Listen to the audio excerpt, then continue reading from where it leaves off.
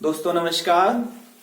आज हम लोग एक नया टॉपिक पर चर्चा करेंगे। टॉपिक है आज का राष्ट्रीय शिक्षा आयोग 1964-66, नेशनल एजुकेशन कमीशन 1964-66। राष्ट्रीय शिक्षा आयोग 1964-66 से शिक्षा शास्त्र से संबंधित कोई भी परीक्षा हो, चाहे वो पीजीटी की हो, असिस्टेंट प्रोफेसर एजुकेशन हो, असिस्टेंट प्रोफेसर बीएड हो, असिस्टेंट प्रोफेसर उत्तर प्रदेश लोक सेवा आयोग की हो, शिक्षा शास्त्र की, एक क्वेश्चन यहां से हमेशा आता है। तो इसमें आज हम संक्षेप में इसके बारे में चर्चा करेंगे। राष्ट्रीय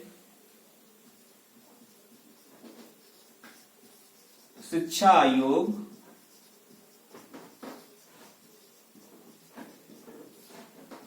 1964-66।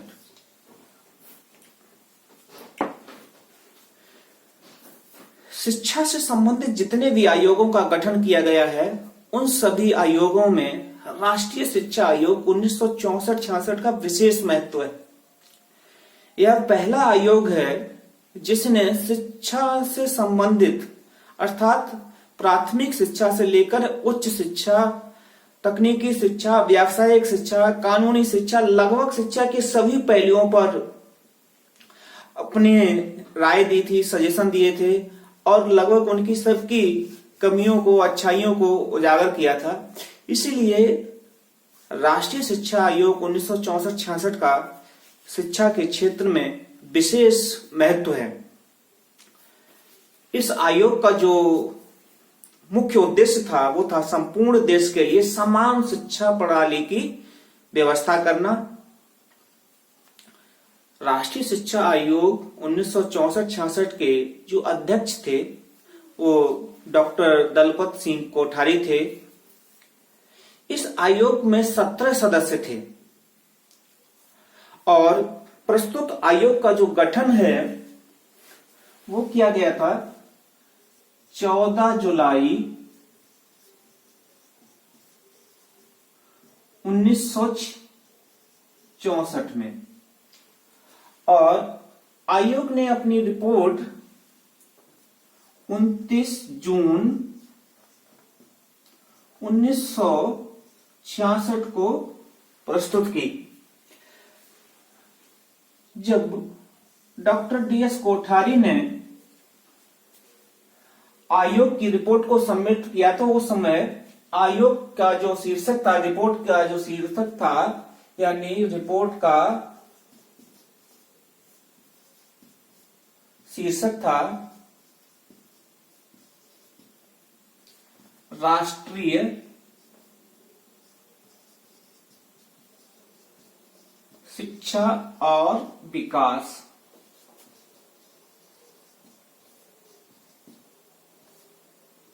यह क्वेश्चन हमेशा पूछा जाता है कि राष्ट्रीय शिक्षा आयोग 1964-66 की रिपोर्ट का शीर्षक क्या था? तो राष्ट्रीय शिक्षा और विकास। इस आयोग के लिए 5000 प्रश्नावलियों को भेजा गया था। बहुत 5000 उस समय बहुत कम प्रश्नावलियां आई थी, बहुत बड़ी मात्रा में थी। 5000 प्रश्नावलियों को भेजा गया, प्रश्नावलियों को भेजा गया। उनमें से 2400 यानी 2400 प्रश्नावली वापस मिली या आई।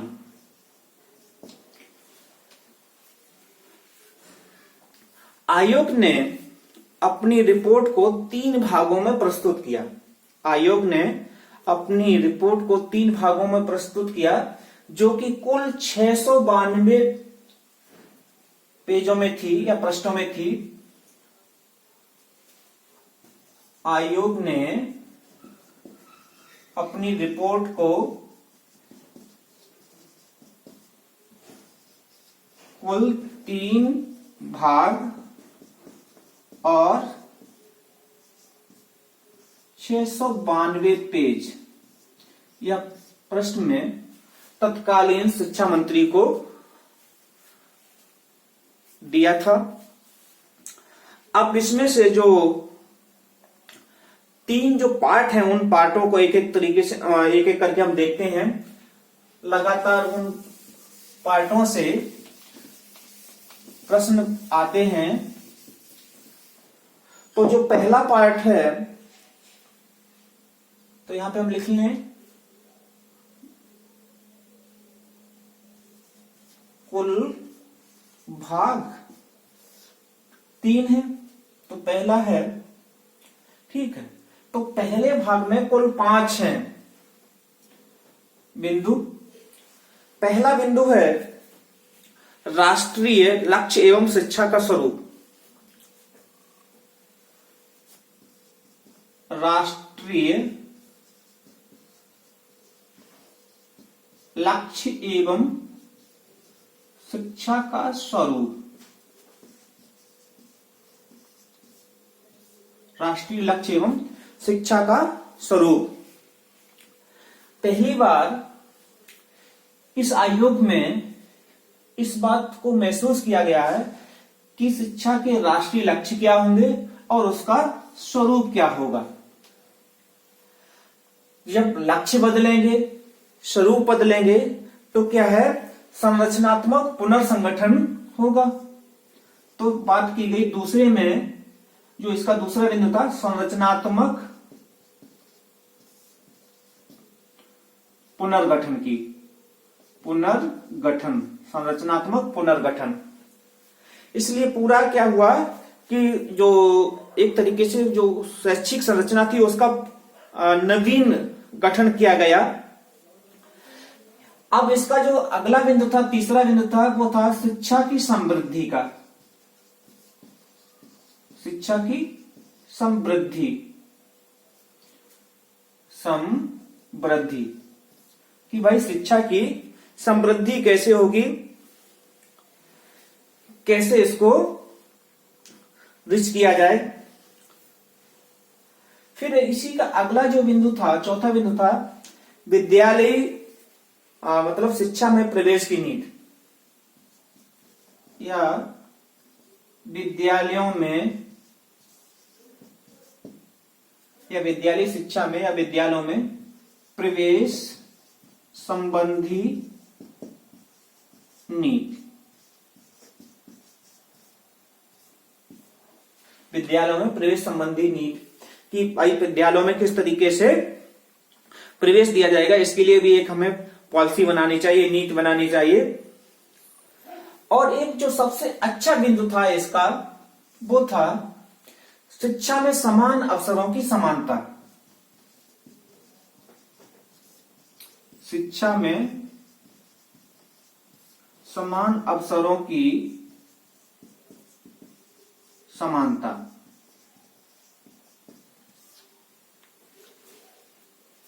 जो हमारे संवैधानिक प्रावधान थे शिक्षा से संबंधित, उसमें ये भी भाई की स्पष्ट किया गया है कि भाई शिक्षा में समान अवसर कैसे, प्रत्येक व्यक्ति को शिक्षा ग्रहण करने के लिए उसके लिए समान अवसर कैसे प्राप्त हो, तो इसका भी ध्यान रखा गया। तो पहले भाग में ये कुल 5 बिंदु थे, ये हमने आपके सामने रखे। अब यहां से, ठीक है, प्रश्न कहां कहां से आता है ये हमें ध्यान रखना है। तो पहला यहाँ पे बिंदु मिलता है, वो जो इसका है पहले भाग का, कि राष्ट्रीय लक्ष्य एवं शिक्षा का स्वरूप, कि किस आयोग में राष्ट्रीय लक्ष्य एवं शिक्षा के स्वरूप पर बल दिया गया है। तो इसका पहला ही बिंदु है राष्ट्रीय शिक्षा आयोग 1964-66। संरचनात्मक पुनर्गठन की किस आयोग में बात की गई है, तो ये भी आपका यहां से प्रश्न मिलता है। संरचनात्मक पुनर्गठन से 5 बिंदु है, 5 से मिलता है, ठीक है। शिक्षा की समृद्धि की बात की गई, यहां से भी प्रश्न मिलता है आपको, ये भी सीधा सीधा पूछा था। विद्यालय में प्रवेश संबंधी नीति की भी बात मिलती है, ठीक है। और जो मोस्ट इंपॉर्टेंट है वो शिक्षा में समान अवसरों की समानता। कई बार ये पूछा गया है, रिपीटेड क्वेश्चन है कि शिक्षा में समान अवसरों की समानता पर किस आयोग में बल दिया गया है, तो शिक्षा आयोग, राष्ट्रीय शिक्षा आयोग 1964-66 में। अब बात करते हैं हम इसके दूसरे भाग की। दूसरे भाग में भी कुल 5 बिंदु हैं और इन 5 बिंदुओं में बात की गई है शिक्षा की। तो इसमें जो पहला बिंदु है वो है विद्यालय शिक्षा का। विद्यालय शिक्षा। उसके बाद जब विद्यालय शिक्षा की बात की गई तो अगला फिर बिंदु आ गया इसमें दूसरा। विद्यालय शिक्षा है तो उच्च शिक्षा भी होगी, तो इसमें उच्च शिक्षा की भी बात आ गई। दूसरा बिंदु है उच्च शिक्षा। अब उच्च शिक्षा के बाद तीसरा जो हमारा बिंदु है इसी में वो है कृषि शिक्षा का। कृषि शिक्षा।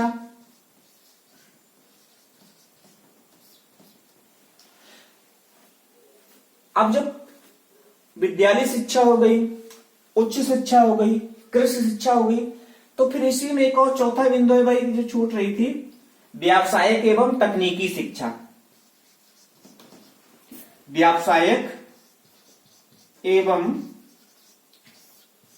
तकनीकी शिक्षा। तकनीकी शिक्षा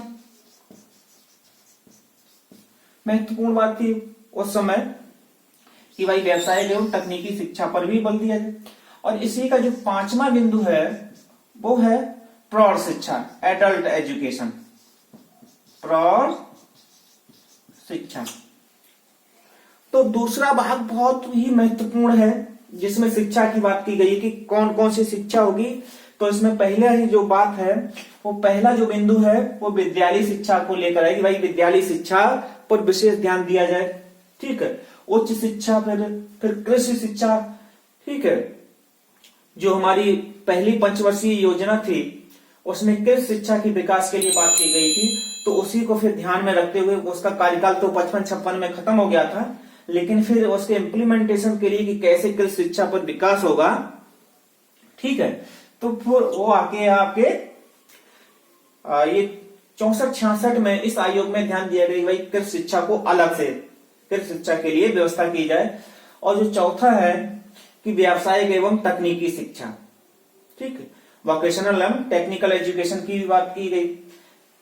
एक जो और महत्वपूर्ण बात थी कि भाई जो एडल्ट एजुकेशन है, प्रौढ़ शिक्षा है, वो जो लोग किन्हीं कारणों से विद्यालय शिक्षा से वंचित रह गए हैं उनके लिए शिक्षा के दरवाजे कैसे खोले जाएं, तो इसके लिए प्रौढ़ शिक्षा की बात की गई थी।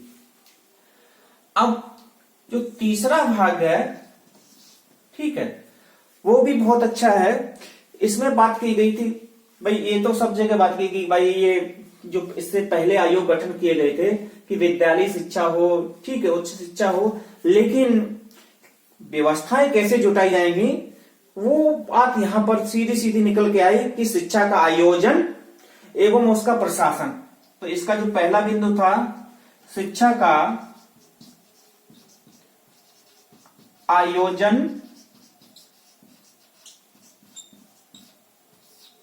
एवं प्रशासन,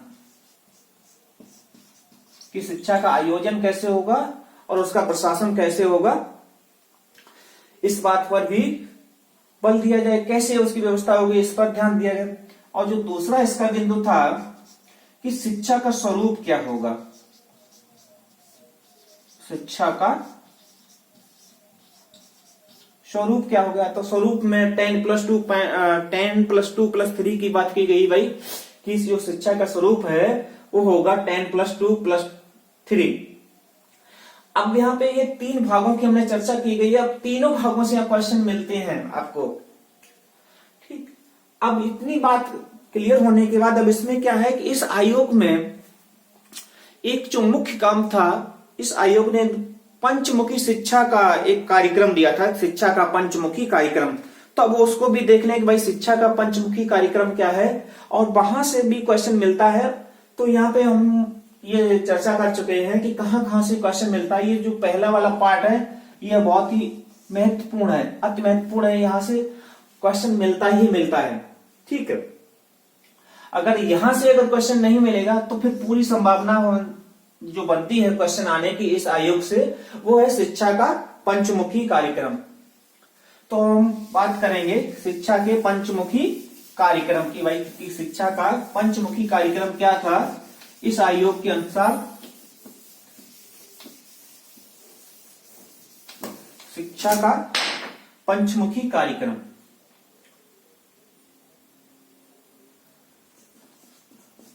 शिक्षा का पंचमुखी कार्यक्रम।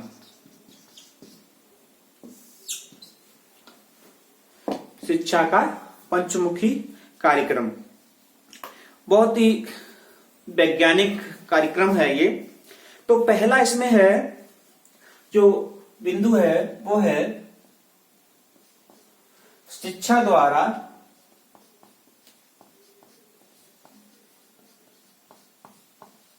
उत्पादन में वृद्धि करना। शिक्षा द्वारा उत्पादन में वृद्धि करना। जो भारत की प्राचीन शिक्षा का जो मुख्य उद्देश्य था वो था कि शिक्षा द्वारा मोक्ष की प्राप्ति। जैसा कि उपनिषदों में आचार्य शंकर ने कहा था कि सा विद्या या विमुक्ति, शिक्षा वो है जो हमें मुक्ति दिलाती है, मोक्ष दिलाती है। लेकिन यहाँ पे आकर शिक्षा का स्वरूप बदलने की कोशिश की कि भाई कि शिक्षा मुक्ति का साधन ना होकर शिक्षा द्वारा उत्पादन में वृद्धि होगी, उत्पादन में वृद्धि होगी, कार्य कुशलता में वृद्धि होगी। तो अब शिक्षा का स्वरूप बदल रहा था, प्राचीन शिक्षा से एकदम अब हटकर, अब चूंकि आधुनिक भारत की शिक्षा की व्यवस्था की बात हो रही थी, तो इसमें एकदम स्वरूप ही बदलने की बात की गई कि भाई नहीं, अब मोक्ष नहीं, अब हमें क्या है कि उत्पादन में वृद्धि करनी चाहिए, कार्य कुशलता में वृद्धि करनी चाहिए। तो अब दूसरा जो हमारा बिंदु था भाई कि चलो भाई कि शिक्षा द्वारा उत्पादन में वृद्धि होगी।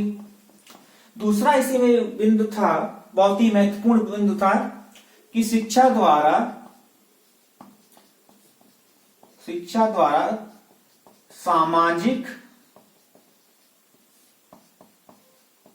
एवं राष्ट्रीय एकता को सुदृढ़ करना। कि शिक्षा द्वारा सामाजिक एवं राष्ट्रीय एकता को सुदृढ़ किया जाए। अब शिक्षा द्वारा सामाजिक एवं राष्ट्रीय एकता को कैसे सुदृढ़ किया जाएगा, इसके लिए बात की गई कि भाई कॉमन स्कूल की व्यवस्था की जाए, कॉमन स्कूल खोले जाएं, कॉमन स्कूल खोले जाएं।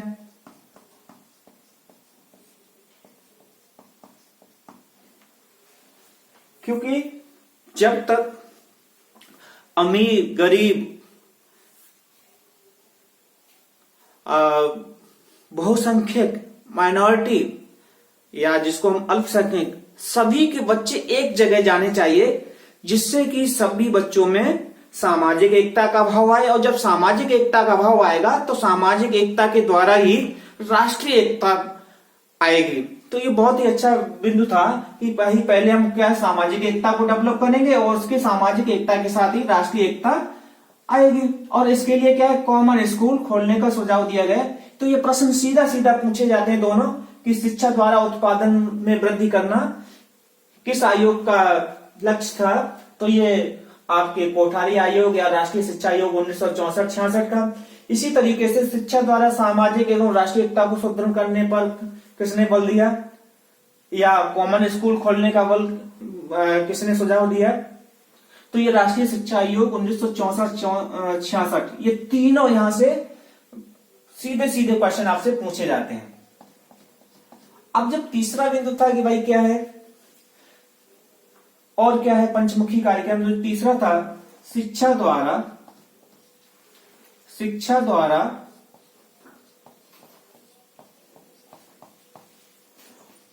लोकतंत्रीय मूल्यों का विकास करना, लोकतंत्रीय मूल्यों का विकास करना। अब यहां पे मोक्ष की बात ना कहकर कि भाई लोग मोक्ष का हमें नहीं ध्यान रखना है, मोक्ष पे बात नहीं करनी है। अब लोकतंत्र के या जो हमारा देश अब ठीक प्रजातंत्र हो चुका है, तो उस प्रजातंत्र के मूल्यों का कैसे विकास किया जाएगा, उन मूल्यों को कैसे हमें सुदृढ़ करना है, तो इस बात पर बल दिया गया।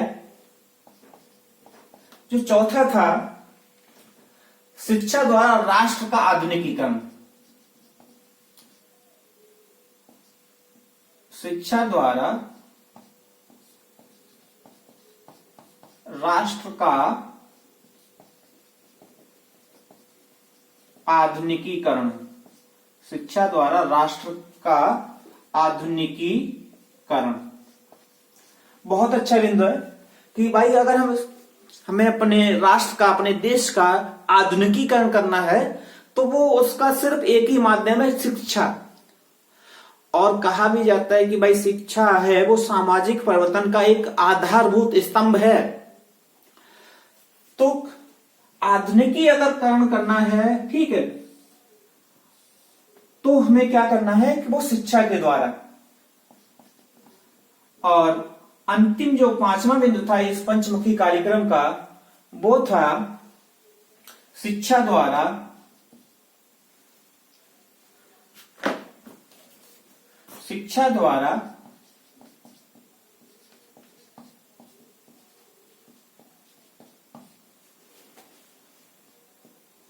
सामाजिक,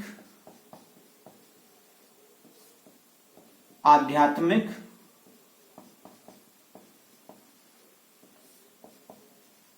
एवं नैतिक मूल्यों का विकास करना। शिक्षा द्वारा सामाजिक, आध्यात्मिक एवं नैतिक मूल्यों का विकास करना। तो यहां तक तो हमारी बात हो गई थी। ये भी सीधा सीधा प्रश्न पूछा जाता है कि शिक्षा द्वारा लोकतंत्रीय मूल्यों के विकास पर किसने बल दिया है किसने, ठीक है। तो राष्ट्रीय शिक्षा आयोग 1964-66 ये याद रखना है। फिर अगला ही इसका जो चौथा बिंदु है, ये भी बात महत्वपूर्ण है कि शिक्षा द्वारा राष्ट्र का आधुनिकीकरण पर किसने बात कही है।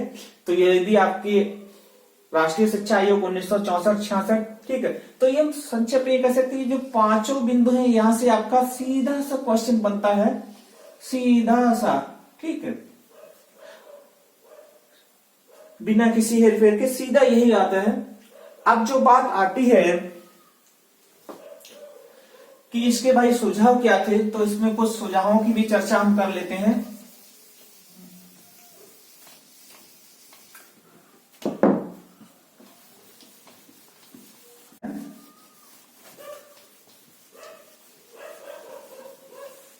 उन सुझावों पर भी हम बात कर लेते हैं। इसके जो मुख्य सुझाव क्या थे, उन सुझावों पे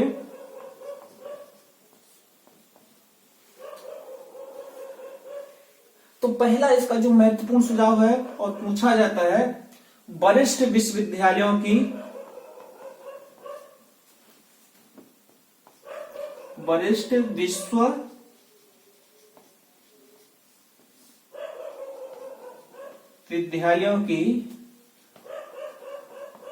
स्थापना की जानी चाहिए। यदि ग्रामीण विश्वविद्यालयों की स्थापना वरिष्ठ की जगह पर अगर ग्रामीण कर दिया जाए, तो ये आपका फिर जो स्वतंत्रता के बाद का जो पहला आयोग है, राधाकृष्ण आयोग, उसने सुझाव दिया था कि ग्रामीण विश्वविद्यालयों की स्थापना की जाए। साथ ही साथ इसका एक और महत्वपूर्ण जो सुझाव है उस पर भी हम बात करेंगे कि सेंटर फॉर एडवांस स्टडीज की स्थापना की जाए। महत्वपूर्ण ये भी सुझाव था भाई कि सेंटर फॉर एडवांस स्टडीज की स्थापना की जाए। एक और इसका महत्वपूर्ण सुझाव था जो था साइट का, central institute of technical education की स्थापना की जाए। बहुत ही पूछा जाता है, ये भी पूछा जाता है कि भाई केस की स्थापना किसने की थी, तो किसने बोल दिया था? तो राष्ट्रीय शिक्षा आयोग 1964-66 पर साइट की central institute of technical education पे। ठीक है, तो ये भी आपका राष्ट्रीय शिक्षा आयोग 1964-66 ने बात की गई। अब इसी में एक और आता है कि भाई फॉलो अप कार्यक्रम चलाए जाएं। ठीक है, फॉलो अप कार्यक्रम चलाए जाएं, फॉलो अप प्रोग्राम चलाई जाए, ये भी सीख रहा है। और रिफ्रेशर कोर्स की भी बात की गई थी, रिफ्रेशर कोर्स। तो बहुत ही उम्दा इस आयोग ने सुझाव दिए थे, जिनकी हमने 4-5 बिंदुओं में संक्षेप में देने की कोशिश की है। तो कहने का आशय यह है कि प्रस्तुत आयोग से शिक्षा शास्त्र से संबंधित परीक्षाओं में एक प्रश्न हमेशा आता है, ये परीक्षाओं की दृष्टि से अति महत्वपूर्ण है। और एक और जो महत्वपूर्ण यहाँ पे सुझाव है उसकी चर्चा मैं करना भूल गया था, उसकी याद आ गई तो उस बता रहे हैं कि राष्ट्रीय शिक्षा आयोग 1964-66 ने ही पहली बार सुझाव दिया था कि जो कुल बजट का 6% शिक्षा पर व्यय किया जाना चाहिए। जो बजट बनाते हैं उसका 6% शिक्षा पर व्यय किया जाना चाहिए। हालांकि आयोग को बने हुए काफी समय हो गया है, लगभग करके हम कह सकते हैं कि करीब 60 साल होने जा रहे हैं, और तब से लेकर आज तक इतनी सरकारें बदली हैं, किसी भी सरकार ने शिक्षा के बजट को 6% अब तक नहीं किया है। कितना प्रासंगिक ये होगा, जबकि विकसित देशों में ये 6% से ऊपर चला जाता है, कहीं कहीं पे तो 10% है, 12% है। लेकिन हमारे देश में आज भी जो शिक्षा का बजट है वो 6% से ऊपर नहीं जा रहा है। दोस्तों, मेरे YouTube चैनल को आप लोग लाइक करें, सब्सक्राइब करें, शेयर करें। जय हिंद।